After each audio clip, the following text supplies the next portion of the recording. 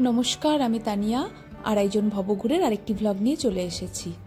আশা করছি আপনারা সবাই ভালো আছেন। এবার আমরা আড়াইজন ভবঘুরে মিলে চলে এসেছি কাশী বিশ্বনাথ, বারাণসী। আর শুরুতেই যেটা অত্যাবশ্যকীয় করণীয় সেটা হলো গঙ্গায় নৌকা বিহার আর বারাণসীর বিভিন্ন ঘাটগুলো ঘুরে বেড়ানো। বারাণসী অনেক পুরনো শহর, আর এমনিতেও ঐতিহাসিক স্থানগুলো আমাকে বিশেষভাবে টানে। আর তাছাড়াও আছে ভোলে বাবার ডাক, সেজন্যই এই নিয়ে আমার বারাণসী তৃতীয়বার আসা। বারাণসীতে ভ্রমণের সবচেয়ে আদর্শ সময় হলো শরৎকাল আর বসন্তকাল। মানে এই দিকটায় আপনি যেতে পারেন ফেব্রুয়ারি, মার্চ বা এপ্রিলের মাঝামাঝি পর্যন্ত। আর তারপর একেবারে বর্ষা পার করে, দুর্গাপুজো পার করে অক্টোবর, নভেম্বর আর ডিসেম্বরের মাঝামাঝি পর্যন্ত। প্রচণ্ড ঠান্ডাতেও যেমন এখানে যাওয়া যায় না, আবার প্রচণ্ড গরমেও এখানে যাওয়া যায় না। আমরা দশাশ্বমেধ ঘাট থেকে নৌকায় উঠেছি, আর এখন আমরা যাচ্ছি মণিকর্ণিকা ঘাটের পাশ দিয়ে। আপনারা তো জানেনই, মণিকর্ণিকা ঘাটটা হলো 51 সতীপীঠের একটি পীঠ। আর এখানে যে শ্মশানটা আছে, এখানে বছরের 365 দিন 24 ঘন্টা চিতা জ্বলছে। এখানের চিতা কখনো নেভে না। নৌকায় চড়ে এই পড়ন্ত বেলায় বারাণসীর ঘাটগুলোয় ঘুরে বেড়াচ্ছি। কি অপূর্ব সুন্দর যে লাগছে বলে বোঝাতে পারবো না। আমার প্রথম বারাণসী আসা, তখন আমার ছেলের বয়স মাত্র 2 মাস 16 দিন। তারপর মাঝেও একবার এসেছিলাম, আর এই নিয়ে আমার তৃতীয়বার। তবে যতবারই আসি প্রত্যেকবারই নতুন করে আমার বারাণসী ভালো লাগে। এবার আমরা খুব কম সময়ের জন্য এসেছি, ওই জন্য খুব একটা বেশি ঘোরা হবে না। তবে যতটুকুই ঘুরবো আপনাদেরকেও সাথে নিয়ে যাব। বারাণসীর গঙ্গাটি হলো উত্তরবাহিনী গঙ্গা। বারাণসীতে নৌকা বিহার করার অনেক রকম অপশন আছে। আপনি চাইলে শেয়ারের নৌকায় উঠতে পারেন, সেক্ষেত্রে আপনাকে আলাদা করে টিকিট কেটে 20-25 জনের সাথে একটা বড় নৌকা শেয়ার করতে হবে। আবার আপনি যদি চান আপনার ছোট্ট পরিবারটিকে নিয়ে ছোট্ট একটা নৌকায় ভ্রমণ করবেন, সেটাও করতে পারেন। আর একটা হলো ক্রুজ।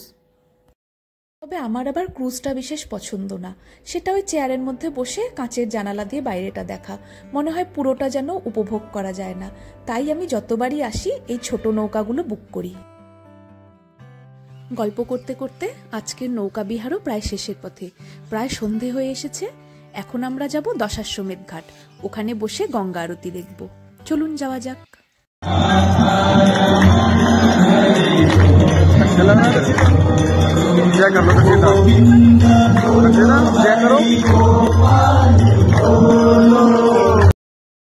বারাণসীতে আসবো আর গঙ্গা আরতি দেখবো না, এটা হতেই পারে না।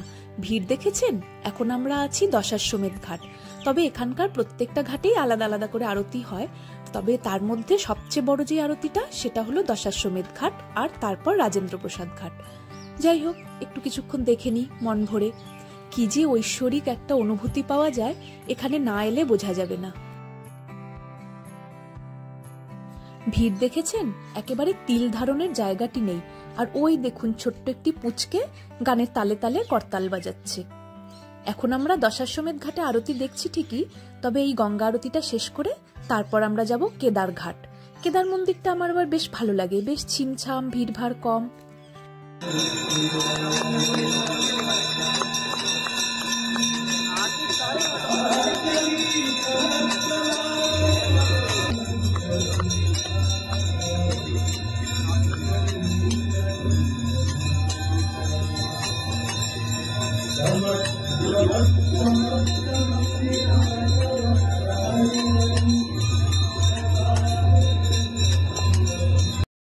বিশ্বনাথ মন্দিরটা এখন নতুন করে তৈরি করা হয়েছে। এই মন্দিরটায় আমি যাইনি, তবে আজ আর যাওয়া হবে না, দেরি হয়ে যাবে। এখান থেকে আমরা একটু কেদার ঘাট দর্শন করে তারপর আমাদের আস্তানায় চলে যাব।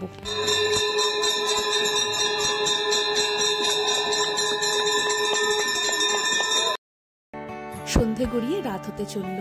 আমার আজকের ভিডিওটাও তাহলে এখানেই শেষ করছি। আমার আজকের ভ্লগটা কেমন লাগলো অবশ্যই আমাকে কমেন্ট করে জানাবেন। ভালো লাগলে একটা লাইক করে দেবেন। আর এভাবেই যদি আমাদের সাথে বিভিন্ন জায়গায় ঘুরে বেড়াতে চান, তাহলে আমার চ্যানেলটাকে সাবস্ক্রাইব করে পাশে থেকে যাবেন। সবাই ভালো থাকবেন, সুস্থ থাকবেন। ব্লগটা দেখার জন্য ধন্যবাদ।